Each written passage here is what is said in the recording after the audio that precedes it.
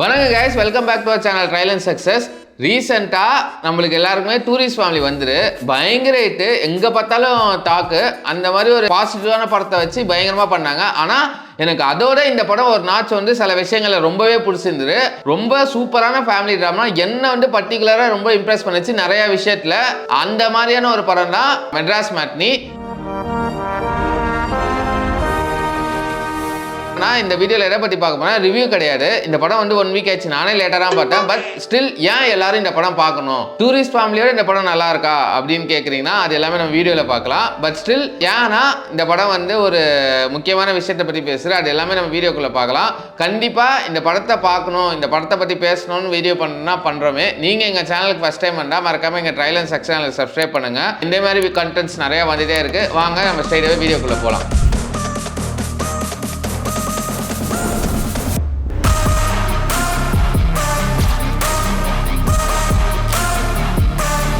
இந்த படம் வந்து யாருக்கான படம்னா நம்ம எல்லாருக்கான படம் தான்.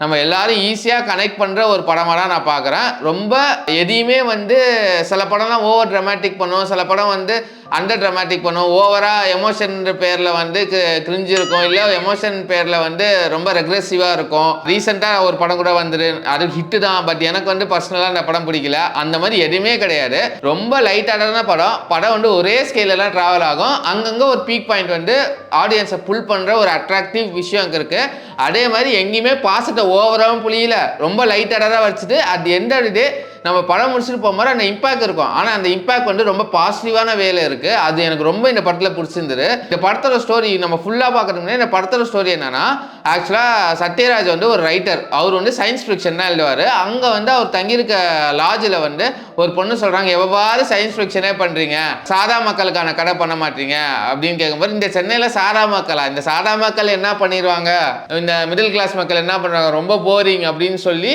சரி ஓகே எழுதுவோன்னு சொல்லிட்டு அவர் கடை தேர ஒரு பாருக்குள்ளே போகிறாரு. அப்புறம் காளி வெங்கட்டை பார்க்குறாரு. அந்த காளி வெங்கட் பற்றி அவர் ஃபேமிலி பற்றி வர ஸ்டோரி தான் இந்த மெட்ராஸ் மேட்னி. ஆக்சுவலாக இந்த படத்தில் வந்து நான் வந்து நிறைய டிஸ்கிரைப் பண்ணி தான் பேச போகிறேன். ஸ்பாய்லர் கூட நினச்சிங்கன்னா நீங்கள் அப்புறமா கூட பார்க்கலாம். பட் ஸ்டில் படம் பார்த்துட்டு கூட வந்து பாருங்கள். இல்லை உங்களுக்கு பார்க்கணுன்னா கூட ஃபுல்லாக பாருங்கள். ஏன்னா அந்த படத்தை தூண்டுவோம் அப்போனா. அதனால தான் எனக்கு, ஏன்னா நான் சொன்னாலுமே அங்கே போய் உங்களுக்கு பார்த்து ட்விஸ்ட் எல்லாம் கிடையாது. ஆனால் அந்த ஃபீல் குட் தான், அந்த ஃபீல் குட் ஃபேக்டர் நல்லாவே வருது. அதனால தான் ஃபஸ்ட்டு நான் சொன்னேன் தெரியுமா, சத்யராஜ் வந்து இந்த மிடில் கிளாஸ் ஃபேமிலியில என்ன இருக்கு அப்படின்னு ஆரம்பிக்கும் போது எனக்கு அந்த பாயிண்ட் ரொம்ப இம்ப்ரெசிவா இருந்தது. ஏன்னா ஒரு இன்ட்ரோ இருக்கும் படத்துல, மிடில் கிளாஸ்ல என்ன இருக்கு, கார்த்திக் அப்படின்னு பேரு கூட இன்ட்ரெஸ்டிங்கா இருக்காரு அப்படின்னு சொல்லி கிண்டல் பண்ணுவாரு.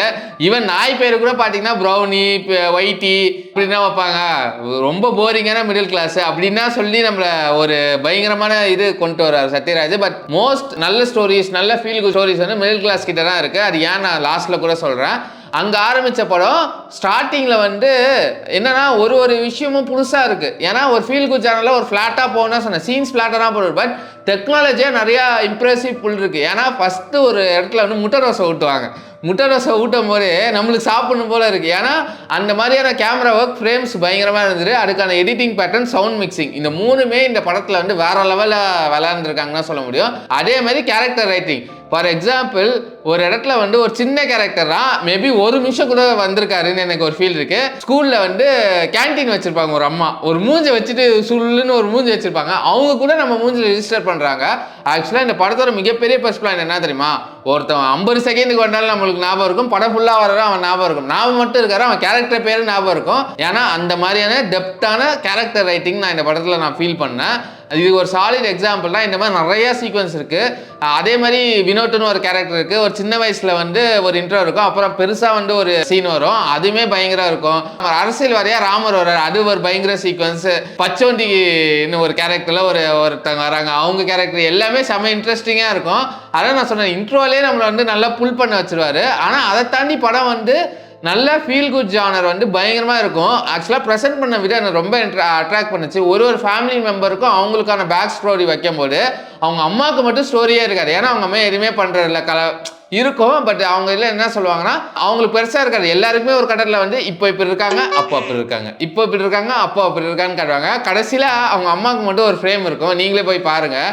அது பார்க்கும்போது நம்மளுக்கு நம்ம எல்லாரையும் சொல்கிறோம்ல, நம்ம அம்மாலாம் இப்போ இருக்கிறவங்களாம் நல்லா வேலைக்கு போகிறாங்க. அந்த காலத்தில் நம்ம அம்மாலாம் எவ்வளோ கஷ்டப்படுறாங்க. ஒரு வீட்டு நம்ம சொல்கிறோம் ஈஸியாக, பட் ரொம்ப ஹார்ட் ஒர்க்கிங் அவங்கறான்னு சொல்லிட்டு டைலாகே இல்லாமல் பயங்கரமாக அந்த சீனில் எக்ஸ்பிளைன் பண்ணியிருப்பாங்க. இன்னொரு முக்கியமான ஃபேக்ட் இந்த படத்தில் எனக்கு ரொம்ப பிடிச்சிருந்தா, நிறைய சீன்ஸில் வந்து டைலாகே இருக்காரு. முக்கியமான எமோஷனல் சீக்வன்ஸில் த்ரூ சைலன்ஸ்லேயே பேசியிருப்பாங்க. இந்த சைலன்ஸ்லேயே பேசுறதுனால எனக்கு பயங்கரமாக ஒர்க் அவுட் ஆயிருந்தது. ஃபார் எக்ஸாம்பிள் காளி வெங்கட்டுக்கும் ஒரு பையனுக்கும் ஒரு சீக்வன்ஸ் இருக்கும், 2 பேரும் டைலாகே இருக்காரு. அந்த சீன் செம்மையா இருக்கும். அதெல்லாம் சொல்றேன், ஒரு சீன் நீங்க ஸ்ட்ராங்கா இல்லைனா டைலாக் முக்கியம் கிடையாது, மியூசிக். அந்த மியூசிக்கும் கிடையாது, டைலாக்கும் கிடையாது, 2 பேரோட லுக்கு தான் அது அவ்வளோ எமோஷனல் கனெக்ட் கொடுத்துரு. அதே மாதிரி லாஸ்டா கிளைமேக்ஸ்ல கூட ஒரு லுக் இருக்கும். அவங்க யாருன்னா நம்ம ரோஷினி, அவங்க வந்து நம்ம காளி வெங்கடோட பொண்ணா நடிச்சிருப்பாங்க. அவங்க கூட வந்து ஒரு இதே மாதிரி ஒரு சீக்வன்ஸ் வரும், பயங்கரமாக இருக்கும். இந்த படத்தில் நான் எல்லாரும் சொல்ல மாதிரி யார் ஆக்டர்ஸ்ன்னு சொல்ல மறந்துட்டேன். ஃபஸ்ட்டு வந்து காளி வெங்கட்ராம் லீட் ரோல் பண்ணியிருக்காரு. அவரோட ஒய்ஃபா ஷெல்லி மலையாள ஆக்டர் பண்ணியிருக்காங்க. பொண்ணா வந்து நம்ம சீரியலில் நடிச்ச ரோஷினி அவங்க நடிச்சிருக்காங்க. பையனா ஒரு நியூ கமர் நடிச்சிருக்காரு. அதை தாண்டி வந்து சின்ன சின்ன எல்லா கரெக்ட் நான் சொன்ன மாதிரி ரிஜிஸ்டர் ஆயிரும். கெயிலின்னு ஒருத்தர் செமையாக ரிஜிஸ்டர் பண்ணுறாரு. அதை தாண்டி இந்த படத்தை யார் டைரக்ட் பண்ணியிருக்கான்னு பார்த்தா கார்த்திகேயன் மணி, அவரோட ஃபர்ஸ்ட் படம் தான். ஆனால் ஃபர்ஸ்ட் படம் மாதிரியே எனக்கு தெரியல.